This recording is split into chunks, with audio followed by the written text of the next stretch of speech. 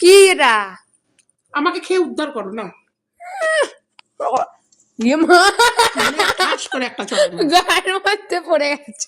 হ্যাঁ, এই সব মোবাইল সাথে ভেঙে ফেলে দেবো, সরে যা। বাজারে যাবে রেডি হয়েছে, এখন আমি খাচ্ছি না, সকাল থেকে খাইনি। কটা বাজে বলতো? কটা বাজে? 11টা বাজে হয়তো। আর দেখ কেমন বসে রয়েছে, দেখ এর মেয়েটাকে করে খাওয়ায় সেসব নেই। খিদে হবে না, কি করবো? কি আশ্চর্য। সবজি সিদ্ধ করে দাও। তো বাবাকে বল, সবজি সিদ্ধ করে দাও। বাবাকে বল। এই বলো, করেও না ঢং। বল আজ বাড়ি যেতে করে খা, সবজি সিদ্ধ করে দাও। সবজি সিদ্ধ আমার ডায়েট করছি না, মোটা হয়ে যাবো। হ্যাঁ, 3 বেলা ভাজা খেয়ে সুপার ডায়েট। মোটেও ভাজা খাইনি আমি, খাবো না। নিয়ে যাও। ইয়ার কি মারা, কি থাপড়ে শেষ করে দেবো, খাবে না।